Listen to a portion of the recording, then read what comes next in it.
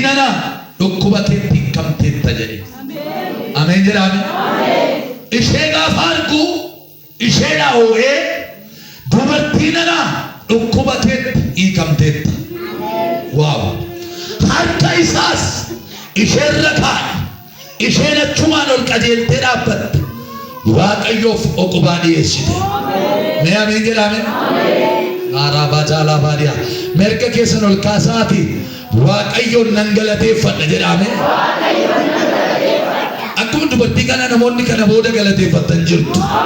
Nan kadhadhaa in kadhannaa hin lallabama waaqayyo galataan si dhaaba. Merka sana galataan nan dhaabadha jedhame. Mata duree galataan dhaabatte durattan dubbadha. Maalin jedhe? Maalin jedhe? Namni ansaa akka ta'e beeku duwwaan galataan nan dhaabadha. Waan ittiin galataan dhaabattu sittanii maa qoy booda.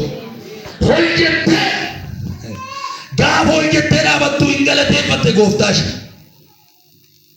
Gaafa harka irra kaa'u jechuudha. Lakkoofsa 14 kaasee immoo itti fufnee ilaalla.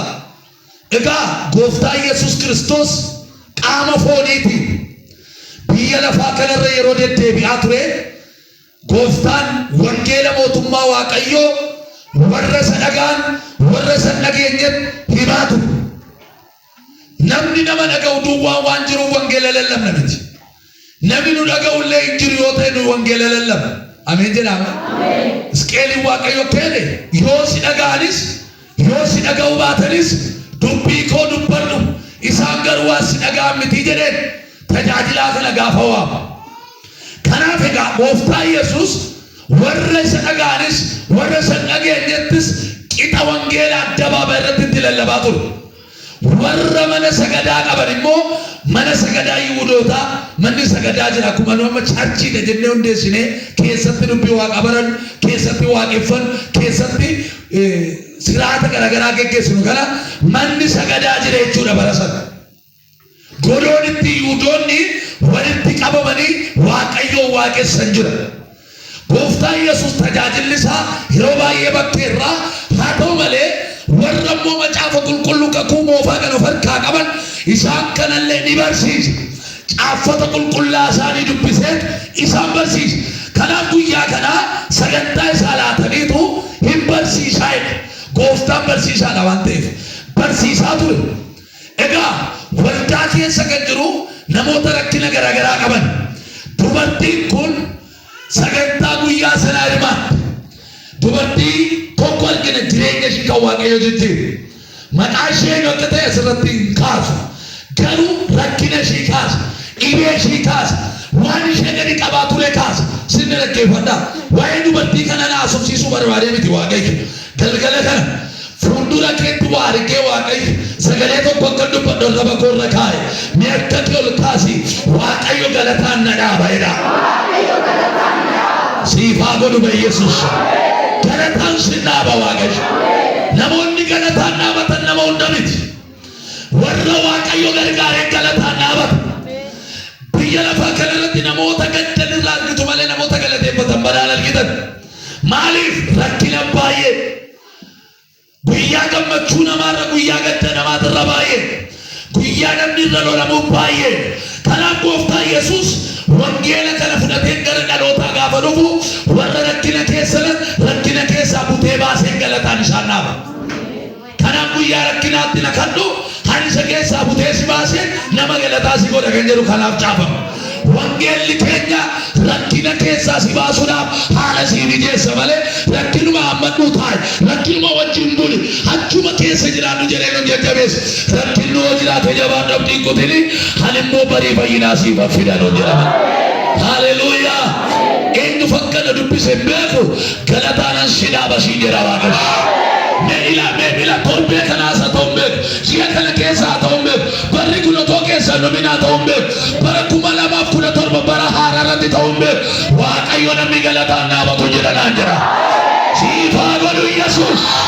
Balbala siiba nama ta'u lotoriin siibaa ta'u barbaadamtee haleluuyaa gaa'elaan milkoofta ta'u yeessaa kaadii baay'ee mana ijaarrattee mana argatta ta'u beekuun waaqayyo garuu waan ittiin galateeffatu siif raawwata. Mee galataan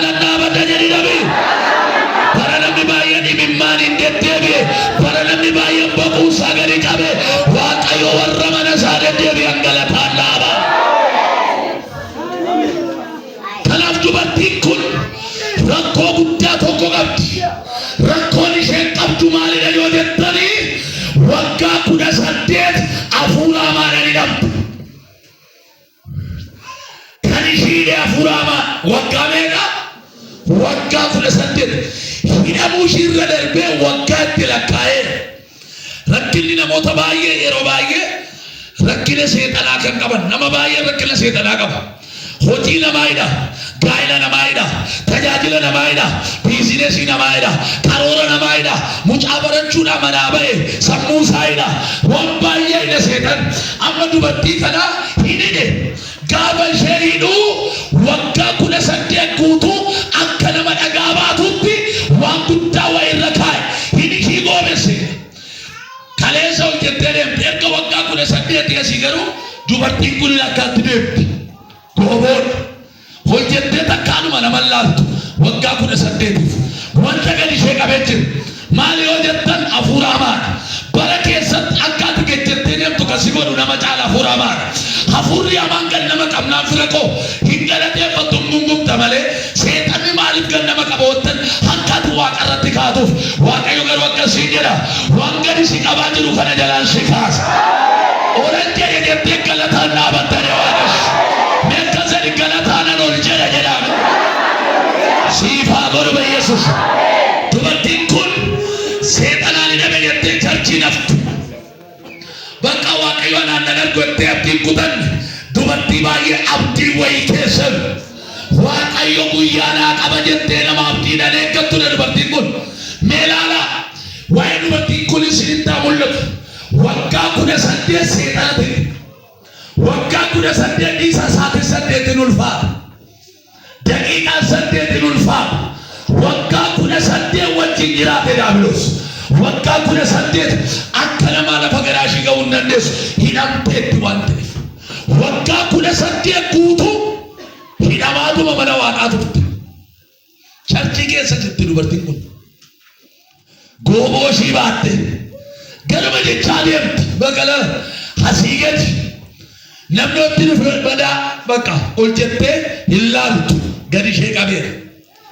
Har'a seexanni yaada kee gadi qabu mul'ata kee gadi qabu inni gadi naqabe narraa ta'a jedhame.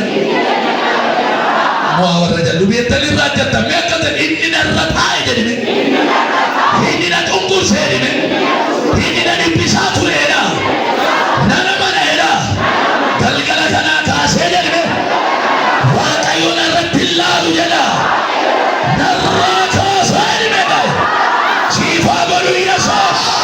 Hindufa kana asuusiisaa jiru beeku haan ergaan irraa fuudhii ergaa kana abbaan ergaan harkaa fuudhii galataan sidhaaba jedha waaqayyo. Ila ergaa raajii mata duree raajii sii qabadee dhufe galataan sidhaaba jabaan dhala. Rakkinni sirra turuu danda'a, lolli sirra turuu danda'a, qorumsi sirra turuu danda'a. Akka dubartii kana umurii kee gimmaa isa ol si nyaachuu danda'a biyyi lafaa.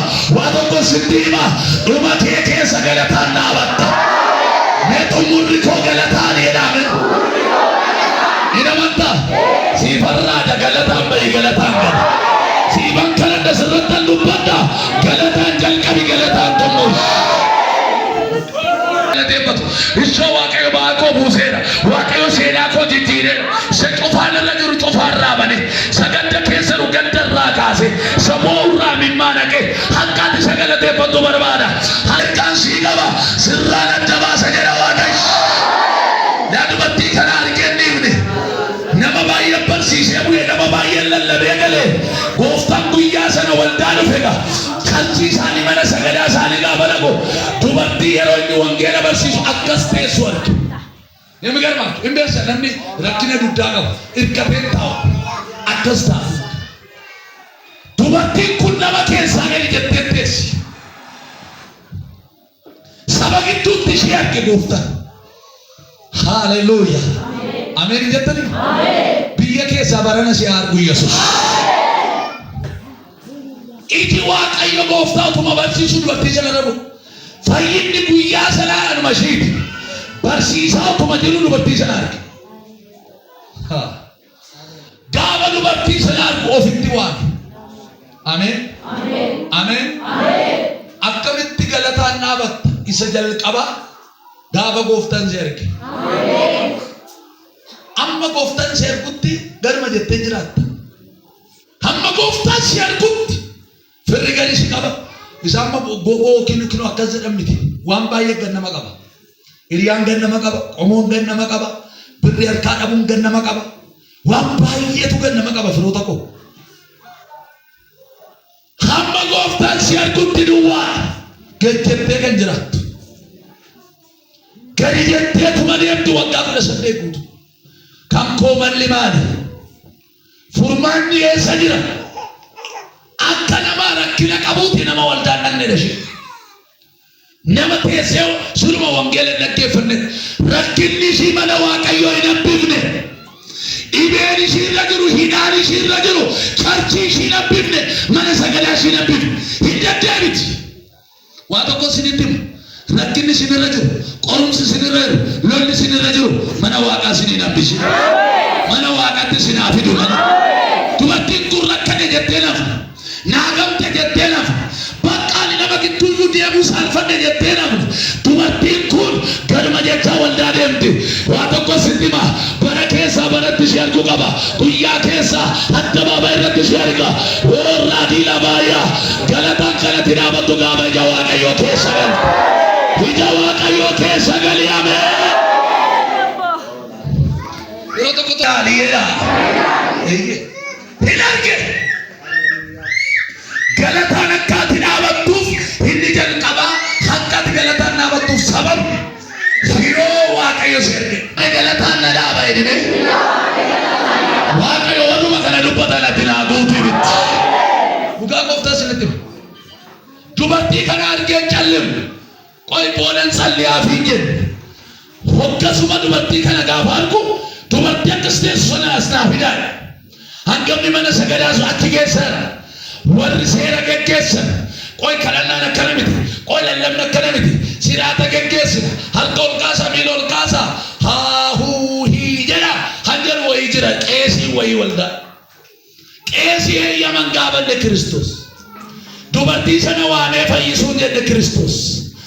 Raadii labaayyaa bara namee Waaqayyo ijjattu namaan mari'atee miti ofumaan mari'atee balbala shiiba. Ila filaan mari'atee sin gargaaru. Obboleessa kee mari'atee aantii kee jaarsa waldaan mari'atee sin gargaaru. Ofumaa keessaatii si gargaaru yoo ba'e si dhaabata. Waaqayyo nama wajjin hin mari'atu. Waan ati isa gaafattu garuu si dhaggeeffata.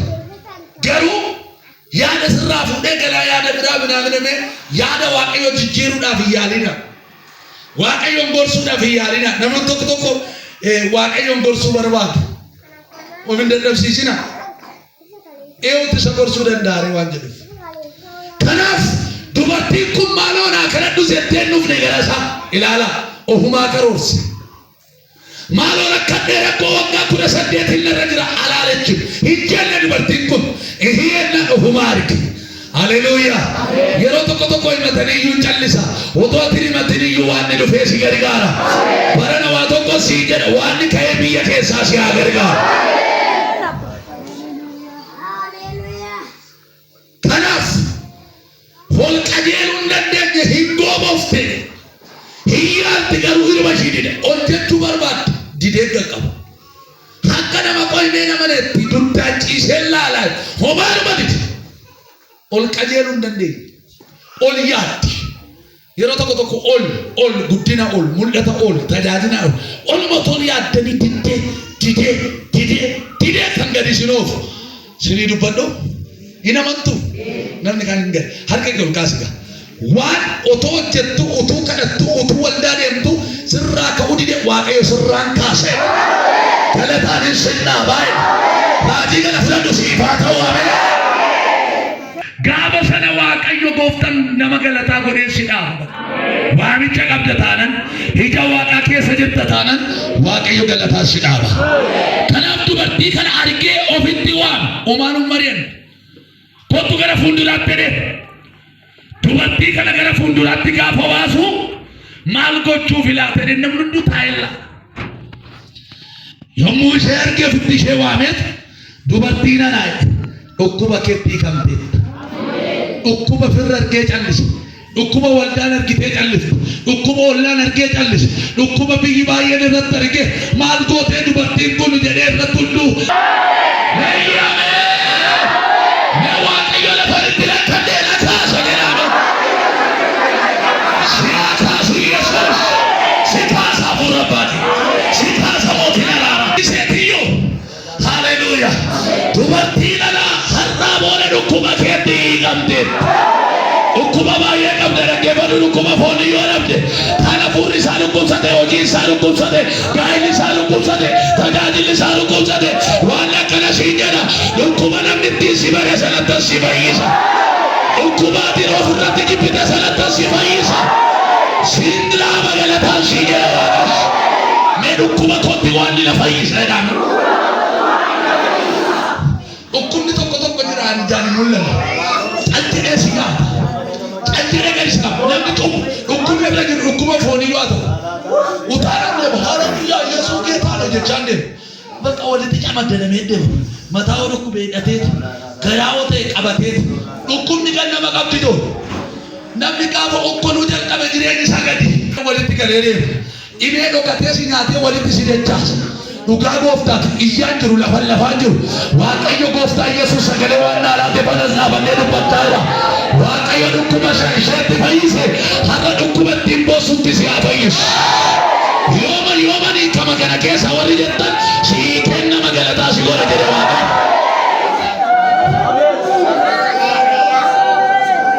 Akkamitti galataan dhaabatta gaa yoo dhukkuba keetti fayyite galataan dhaabatta.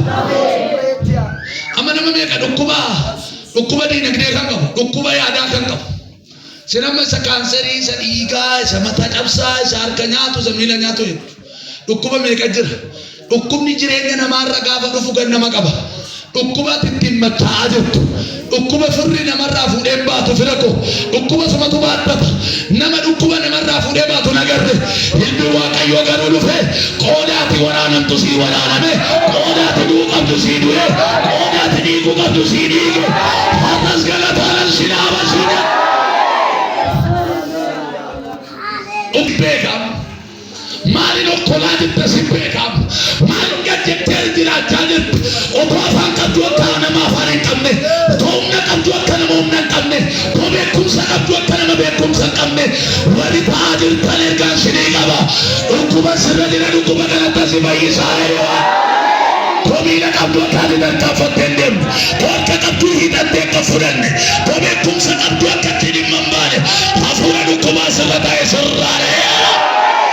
Namni dhukkubsan namni akkuma foonittu waajjira seenu mana barumsaa lakku nigdiitti hin bahu qonnaatti hin bahu taa'ee dhibee isaan qaba yookiin dhibee isaan akka irraa sokku waan baay'ee godha yookiin gara mana yaala hospitaala gurguddaa dhaqa waa tokko sitti ba'a dhibeen manni Waaqayyoo dadhabee jiru dhibeen dubbii Waaqayyoo dadhabee jiru ilaala Waaqayyo gooftaan dhukkuba ta'e hundatti si fayyisaa. Maaloo meeqaa dhukkuba hiyyummaa dhukkuba rakkinaa dhukkuba abaarsaa dhukkuba cubbuu Waaqayyo galgala kanatti si haa fayyisu. Fayyi maqaa Yesuus. Meeqni godhas yaa Waaqayyo jedhame dhukkuba kootti na fayyiseera. Namni dhukkubni irra jiru inaata haadhaa deema jedha akka nama waraanname jedhaa deema aanaa baay'isa yoo mataa dhukkubne jedha. Maalinni ganamaaf galgala kan siyaachisaa jiru jireenya namaa laalte haala laalte warri aadaa deemtu bara kana booda si bidaafa waanni na biraa biseettee galateeffachaa deemtu faarfannaa galataa duwwaa tafaa si duutu adeemi jettuu sii faata faarfannaa yoo sii dhufu faarfannaa si boosisu miti faarfannaa si galateeffachiisu kan gammadeetu faarfatedha galataan si dhaaba faarfannaa si dhaaba. Itti kampeetta jedhe gara koo dhukkuba meeqa qabdaati? Nama tokko hin beekamu dhukkubni kun shani. Sukkaarri ilaala giffii shan baatee dhiyaatu tokko isuma foonii jechuudha. Shan baatee oomataa dhiisee garaa dhukkubni kee meeqa beektaa laata lakkoofsa isaa namni tokko fayyaa fakkaata jechaa deema. Ani hin beeku dhugaa gooftaa sitti himaa galgala kana nan dubbadhaa Waaqayyo dhukkuba mul'ataatti dhukkuba dhukataatti si fayyisa. Mee ameen jedhi Dabiid. Siif haa ta'u. Mee nan fayyadu dhukkuba kootti dhaame.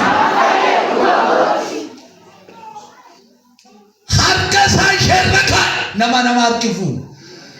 Nagaan magaafachuu namni si qooda yeroo tokko. Akkuma si qabachuudhaaf gaafa rakkattu. Garuma kee ilaaluun barbaadu namni gaafa rakkattu. Dubartii kana waameet saba hunduratti jecha duwwaa irratti baase seete harka diriirse. Rakkina ishee irra kaa'aaf. Gooboo ishii isaa isa gadi jedhee jiru sanarra kaa'aaf. Harka isaa diriirse mirkaneessuuf dubbaddu asirratti waan sii dabalu. Barana isa namni itti si bu'uu dadhabe akka namni si qaqqabatu isa barbaaddee namni si baqatu harki dhufee madaa kee si qabatu dubbatu. Harki dhufee lafaatii caccabdee jirtu sanaa dhufee dhimma kee walitti guuree siisuutu jira. Harki si dadaabasu wayii jira. Harki balbala cufame sirraa banu jira. Harki balbala guddinaa sii banu jira. Harka isaa diriirsee isheen kaa'e. Harki kun baakatti ta'uuf irra keewwamne. Harki kun baarraa buusuudhaaf irra dhufe. Harki namaa baasitti ta'a. Harki namaa si miidha. Harki namaa sitti cimee si boosisa. Harki Yesuus garuu imimmaan sirraati. Harki Yesuus garuu balbala sii bana. Harki Yesuus garuu wayyaa gaddaa sirraa baasa. Harki Yesuus garuu foolii haaraa sii fida. Harka Waaqaa eegi. Harka namaan eegi. Harka firaan eegi. Harka ollaa keen eegi. Harka jaalallee keen eegi. Harka Waaqayyoo eegi. Harki Waaqaa sirra dhumnaan galataan si dhaaba. Galataan dhaabachuu barbaadde harka Waaqaa eegi. Harki Waaqaa gaafa sirra dhufu galataan si dhaaba waan ta'eef. Harki isaa dhufeera. Waa irra dhufe gurbaa akkamitti sin agarsiisan. Gajjattee jirti irra kore. Baatti dabaluu miti. Duraan akka deemee meelaan raabuusi hin jedhu. Namni tokko harka irra kaa'anii calluu fi hin jaallanne. Maalumaaf harka narra kaa'e an jedhu jira. Gooftaa Yesuus dubartii kana isheen harka narra kaa'e sin jenneen harka irra kaa'e. Warra namni harkan qaban dubartii namni hunduu naaqee irraa goru. Guyyaa tokko madaa ishee eenyumtuutti bu'ee maal taatee dudda ishee hin qaban. Waaqayyo dhufee harka isaarra kaa'e. Achumaan gadi bu'aan adeemne gurbaa harki irra dhufna lafatti gadi maxxanne isheen harki sirra dhufu kuni dacheetti si makamiti dachee keessaa si baasa. Harki sirra dhufu kuni raabaa caalaa baay'aa jiruu si harkaa balleessa miti jiruu si tolcha. Gari si qaba miti isa gajjetta yoo si qaba. Harki kun irra dhufe. Harki kun irra dhufe. Harki kun gaafa irra dhufu dubartiin takka ol jechuudhaaf yaalii gaggeessaa turte homaa dhidhe tuni gaafa harki kun irra dhufu qanjedhee dhaabate natti fakkaata. Barana ija warra si yeeku ija warra si beeknee fuuldura diina kees fuuldura isa si jaalatu fuuldura Waaqayyo boquu kee ol qaba. Ol jettee isa argita. Ol jettee fira argita. Ol jettee warra si morman argita. Waaqayyo onan si qaba jedhaa jira. Na onan jedhaame. Nama tokko mormii kasiritti baay'atuufi ol jettuufi. Ameen. Kan jechuu sinirra tureef ol jechuun keessa waalinaan. Hinafneef hinafu ameen. Ol jechuun keenaf. Galateeffachuun keenaf. Otuma dhiibamtu. Waggaa lakkaayi waan ni garuu galataa si dhaaba. Waan ija barreeffamee jiru inni akka mukaa keessa dhaabate inni akka nagaatti miisana guddaa ta'e irra taa'e utuma biyyi ilaalu biyyi baay'een iji keessa ba'e iddee maaltu ta'aa jira naa jiru lubi baddaa naa jira maaltu ta'aa jira dubartii kana iddee jira waggaa 18 lugittuu gajjattee jiraattee turte har'a garuu addabaabaa irratti hojjette barana waa sitti hima gajjattanii warisa bara keessa leemtan Waaqayyoon si qabuudhaaf jira. Ameen jedhi siifaatu. Iksitee guyyaa baay'ee ta'eyyuu gajjattee jiraachuun kee waggaa baay'ee ta'eyyuu hojjechuun kee daqiiqaa tokko. Ol si qabuudhaaf Waaqayyo waggaatti hin lakkaa'u. Jaarratti hin lakkaa'u. Dhibeen kee jaarratti isa fudhatu. Makiinoo sakandii keessatti ol si qaba.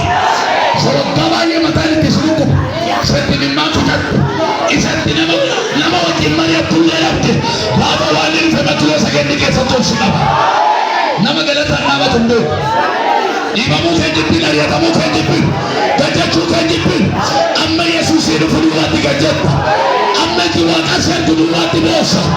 Gaafa sana Waaqayyo balbala sii bana. Nama beekamne nama beekamtii si taasisa. Akka dubartiin kuni isheen daftee dursitee galateeffatu. Abbaa koo galanni siif haa ta'u. Kanan eegaa ture argeera. Wayi har'a guyyaan naa ga'e kanaaman galateeffadha. Ilillee keessaa fuute hoo galataan dhaabatte barana warraan akkaati kuftadhaati boosu seegan fuuldura waan galataa si dhaaba. Dhibbeeko galataa si dhaaban jechaa jira. Wali duubaamee jechaata galataa si dhaaba. Galataa si dhaaba. Fira kee gidduutti galataan. Waldaa si beeku gidduutti galataan. Mandara jiraattu keessatti galataan. Warra wajjin barattu gidduutti galataan. Waajjira wajjin hojjettu keessatti galataan. Si haa dhaabu Yesuus. Galata. Nani haleluya olan jara gadan jara oblate gurba baran isheen illee qophoosa dubdaati miti kan keemmoo ikoonomii kee gajjera tolche afuura kee gajjera tolche abeet namna si jiru waan ittiin gajjechaa turte sana ati beekta yoo ta'e Waaqayyo guyyaa kana booda nan si qaba galataan hin dhaabataa ol si qaba Yesuus. Sampai galatan kaba ten. Biasa wanda abe galatan kaba. Ada balu oh sorber fu galatan kaba. Jia dale rapatin galatan kaba. Saat ya kanara timati ke sawati misa kota bayana. Galata kumana kojira. Anime kumana tinggal te batuai tetap pengalapa. Ini sudah di mana ke agalu baru.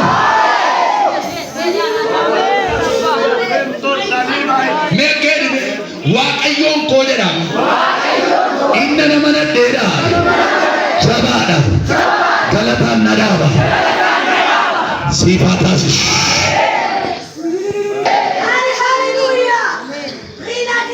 Yesuus dubartii kana fayyisuus haa jirte durba jira.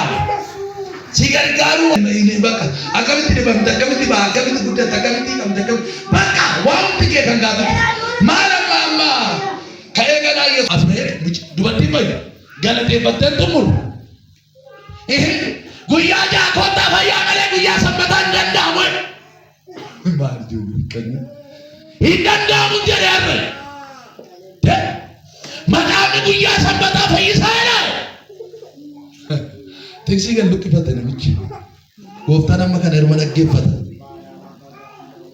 Achi dhaabatee sibkatii biraa jalqabe qooda mee maaloo kaa galateeffadhaa otoo jechuu qabu maali rabeettu ijoollee guyyaa jaakottaa guyyaa jaatti fayyaa hojjaa duraa hojjaa lamaanii roobii lamusiin jimaat qidaamee dhuftanii fayyuu dandeessu guyyaa sanbataa garuu hanchaan eewu mormaadha Yesuusin mormaadha eewu mormaadha dubartii fayyitee mormaadha.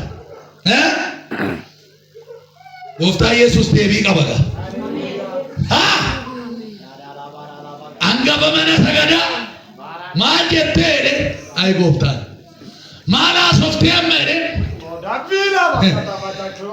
of tuultuuna naa likki namaa namatti himaam gaaf jedhe gooftaan dubbisa kana achirraa akka jedha lakkoofsa 15 isin warri of tuultuuna naa jedhe of tuultu. Isin keessa guyyaa sanbataa saawwa isaa bishaan kan hin obaafne jira jedhe guyyaa sanbataa bishaan hin barbaachisu hin dhugin jettanii isaa keessan afaan hin dhiitu harree keessan mana oolchitu jedhe bishaan ittiin geessitanii guyyaa sanbataa. Egaa maaltu fiyaas dubartiin kun guyyaa sanbataa yoo fayyadu min fikiraalle ምንድነው ይሄ ሁሉ ቅናት ማን ይናፈረ መከና ዱበርቲ ኩወካ ኩለ ሰደቀንሽ ሂደቱን ተለያ ብላ ሃሌሉያ ሰኒ ከሰሪን ሰይጣናት ይደበለ ወጋ ኩለ ሰደት ሞይለም እንዲ ወጋ ኩለ ሰደት ይከም ሂደምት ነጋም ነምች ስለ ቦየን ዋቀ ገለቴፈቱ Gaafati galateeffatu meeqanyaan hin dhabamu. Irratti asii dubbadha harka golgaas. Kan gubatee gubata malee galataan iruma dhaabatta bara. Anaalee taara malee. Kan bu'ee bu'a malee. Kan gangalatee gangalata malee. Meeqa jira galataan dhaabachuun kontenjitu jedhini. Siif haa ta'u amee. Hin ta'u fi guyyaa sanbata. Fayyuun irra jiru. Jarmo waa'ee Abiraam beektu sanyii Abiraam ishee Abiraam abbaa keenya jedhu tiksii kana beektu namni mana sagadaa sun waa'ee Abiraam barsiisaa oolu waan ta'eef beektu sanyii keessanii ati harree keetiyyuu hin kabajja sa'a keetiifuu bishaan laatti sheekkuun immoo nama jedhe siidaamatu jira galata keetiifuuf mee galateessi mee ilchine caccabina inni kana dubbata yommuu inni kana dubbata warri isaan morman lakka namitti duwwaa miti mormituun baay'eedha. Dhugoon akkamitti fayyite taa'ee duubna nama tokko gaafa nama ergaa dabbuu hin haara taa'ee. Amma ishee darbaa ergaa hin beeku seenaa ishee ati seenaa ishee gajjachuudhaan beekta. Waan mool ishii qaba. Waan mool isa qaba. Duriyeedhaan isa beekta waan biraan isa beeka.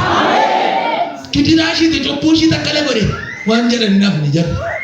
Gaafa rakkattu aadaa maqaan malleessii ba'a. Maqaa sin ilaallama. Namni waan sin jedhu namu.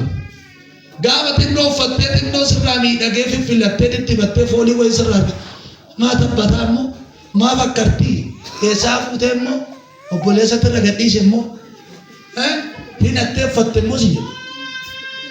Gaafa immoo ati waan abdee xinnoo shukuqqettee deemtu laata.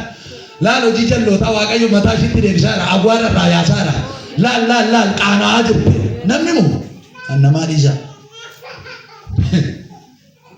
kidiraashii takkana godhe dha'oo rakkattu yommuu kana dubbatu warri isaan mormaa hundinuu yeellaalle namoonni hundinuu immoo waan dinqisiisaa inni hojjete hundumaatti hin gammadan garti tokko yeellaate garri tokko immoo hin gammadu barana waa'ee kee waaqayyo galataa si dhaabeetu garee lama uumeetu isheen tokkoon gubatti tokkoon kolfitu.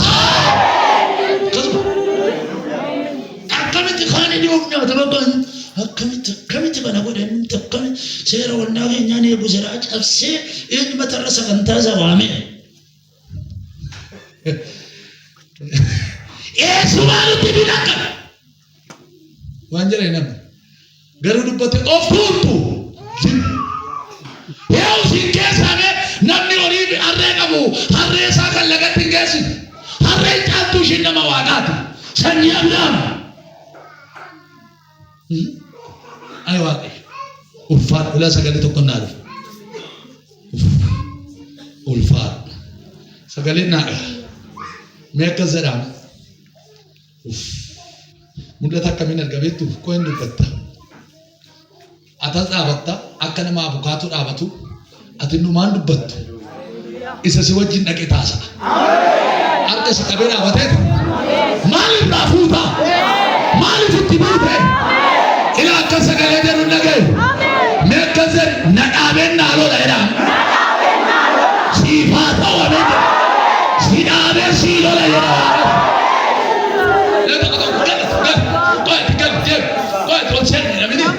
Amma waan akkasii godhu hin jettu harka si qabeen si ati dubbatiin dhaabadhu ana qabeen si lola dhaabatee si baalolu Yesuus. Dhageesse dabalat galanni keetti fufa ol jette eenyu gaqqaba caalaa baariyaa waan loon si haa qabu malee jaarsummaan biyyaa oduun biyyaa deebi'ee gadi si qabu. To'an barbaadete harka keelkaas hojii haa kaasu malee sin xinneessan waan humtoon si haa qabu malee sin balleessan gari si buufna toon si kaasu baranaa beelame. Mee akka jira diinni koodi na xinneessutti na guddisani siif haa ta'u siif haa ta'u siif haa ta'u siif haa ta'u siif haa ta'u. Warra suuraa kee biyya ormaa deemtoo jettu badan jibbin galateeffadhu biyya ati hin beeknetti si keessanii achi naquun kennaaf. Hallelujah. Acha wangeelatti lallabe malee dhugaadha. Dhugaa tokko muka turrii irratti salaala irratti beessa irratti inni akka biyya sanaa jiru. Wangeeluma lallabuun dhatta isaan akka safarmatti duutuuf sirratti deemanii ameen jettu. Baay'ee suuraa keenya beeksisaa jira jedhe malee narratti moraa jiru dhuguuf hin jiraan jedhin. Maqaa gooftaa Yesuus Kiristoos barana akka deebitee gadi hin taanetti ol si qaba. Galataan si dhaaba. Galannati galateeffattu immoo gaddatti si jalaa jijjiirama. Ulfaadhu galatee fi dhibeelillee bidiyammaa. Waaqayyoon koo galataan na dhaabaa jedha. Akka galataan dhaabattoo barbaadde ajajame. Kottonnaan hin dinne. Maalaan fudhana jumbo'u jenne. Mattaachi. Dubartiin kun waan isheen goote keessa gaafa kottuu jedhee ishee waamu lubbina sodaadhaa ergichi nan ilaallatu lakkiin jenne. Mattaachi. Inni ajajamuudha. Akka waaqayyo galataan si dhaabuu barbaadde bara keessatti waaqa dhaga'uun didi. Kottu siin jedhee dhaqa. Hin dhufii siin jedhee taa'e. Deemee deeme. Rafee rafe. Ka'ee ka'e. Nyaadhu siin jedha nyaadhu. Hin nyaadhu siin jedha nyaadhu. Maal agabuun bulaare lakkii yookiin rakkina qaba kanaaf yeroo tokko dhiisisi. Keessa ture yaa waaqa galanni siif haa ta'u jedha namni waan ta'e oolee. Namni yeroo tokko makiina seeneet waan sammee bu'eedhaan waan akka sirritanii beektu bu'eedhaan toleedhanii warri bu'anii baqaafaniiti makiinaa wayii bakka ta'e geessee hin garagalle. Bari Yesuus mikkoo keessaan bu'ee waan san beeku teessoon jiraa bu'ina godhee keessaan bu'ee. Gooftaa si agalatu sila akka baluutti dhiigni koo dhangala'ee du'e. Ilaa waa tokko sitti ajajamuudhaan nama galataa ta'a. Waa tokko sitti galataan dhaabachuu barbaadda ta'a. Hin dhufte gurbaa gadma jecha waamicha ta'eef ka gaafa waan si waamu callisin hoo jedhe waachaa gangalachaa kottu gara sana. Namni tokko ta'uu waaqayyo akka bal'isee waamuu dide. Akka ijoollee nyaataaf yeroo waaman ergaa seetee diddu. Kottu maala nyaatu maala kottu jedhe ergaa duuba kiristaan amma kottu maala fayyita hindi kottu hidhaa akkana sirreera duuba kiibordina eeggadhu. Mee nama sittinaatti garagali yoo tole jette galataan dhaabatta jedhaan. Sirriitti dinnaan mataadhaan sinnaafa waan akka galataan miilaan dhaabattee galateeffachuu dinnaan mataatti naannes allayyaa si bakka akka nama tuukaandoo hojjetuu si gochuu danda'a. Isa dinnaan si naannesa miila mataa godhee hin danda'u. Hin argine nama tokko too deemu mataan naa. Hindi di waaqa dinnaani mataan dhaabachuun keenya nafu.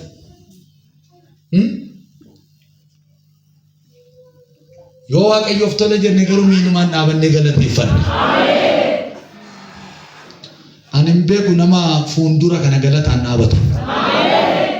Eenyu fakka naa iyyisiisaa jiru hin beeku amma ammaatti. Sagalee kana gurra koo guutuun nagaa jira. Akkas jedhee harka kee galati na dura jireedha. Yaadiina koo otumaaf argitu tooti dhageessu galataan nan dhaabadha. Inni galataan dhaabatu maqaa Yesuusi. Jireenya kee keessatti galataan dhaabadhu. Bara kee keessatti galataan dhaabadhu. Waldaa kee keessatti galataan dhaabadhu.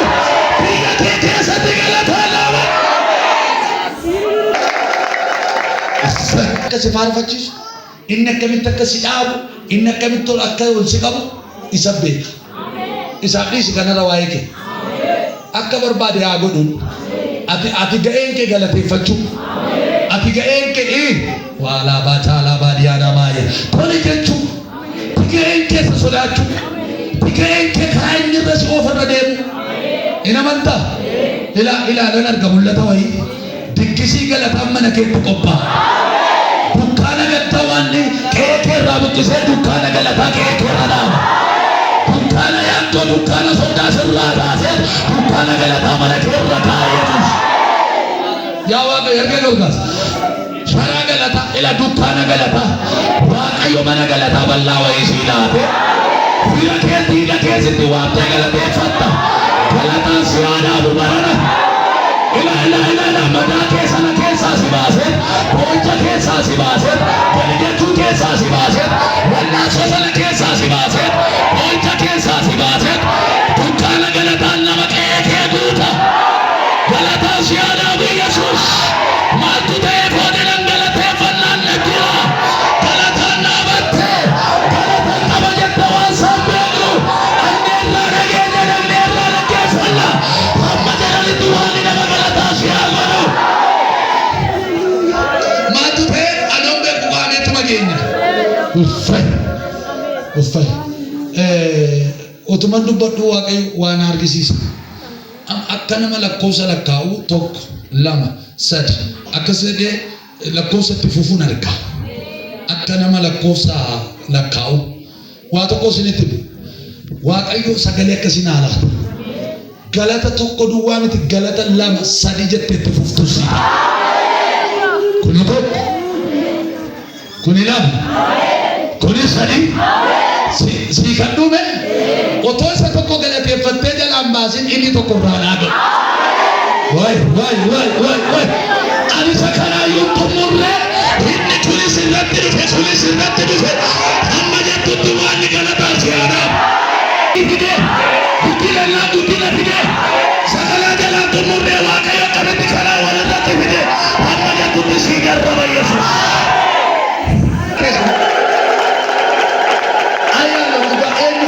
amma jiidhufu galateeffannaan kee jiraajira amma guyyaan dhufu amma saatiin dhufu siifama ilaa siifana malee dubbata waama dullubaatte beeku galanni kee guyyaadhaa gara guyyaatti saatiidhaa gara saatiitti waggaadhaa gara waggaatti ji'aa gara ji'aatti galateeffannaan kee taabulutti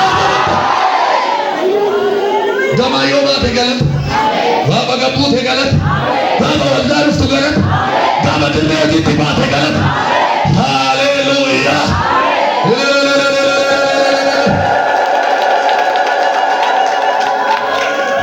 kaman jedhee kaman dhiise taga ameen yoon isa tokko jedhe isa tokko narratti hafa kam jedheen kam dubbadhette amma faarfannaa nuti harkaa balutti waaqayyo mee galannutti siif haa ta'u meettu waaqayyo waan atittiin isa galateeffatu siif haa laatu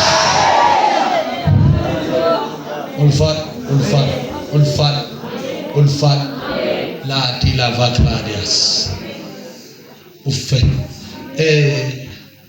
akka nama qilxuu guddaa gaaddisiisaa nama rakkisee qilxuu guddaa hundeedhaan garagaluun arga mul'ataanii huursee kufa guddaadha citee miti hundeedhumaan garagala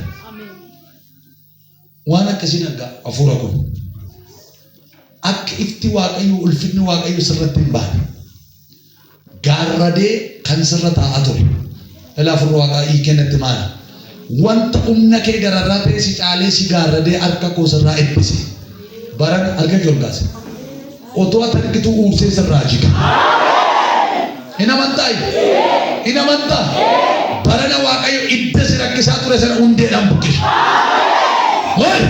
qeekee keessa tajaajila kee keessa gaa'ila kee keessa waldaa gannat keessa ilaanta nama hundeedhaan buqqisuutti buqqisee sirraa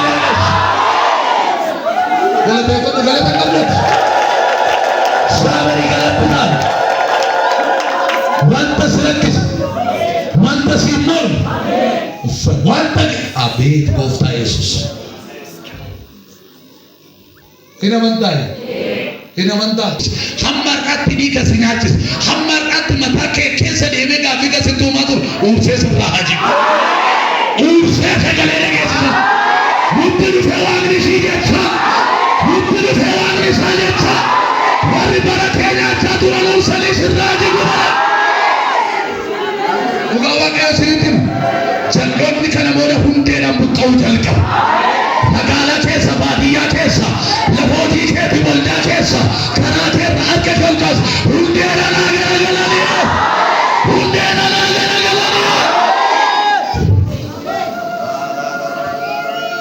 akka deebinee ol hin kaanetti ifti gaafasee arga Hursee jiga silaala akkas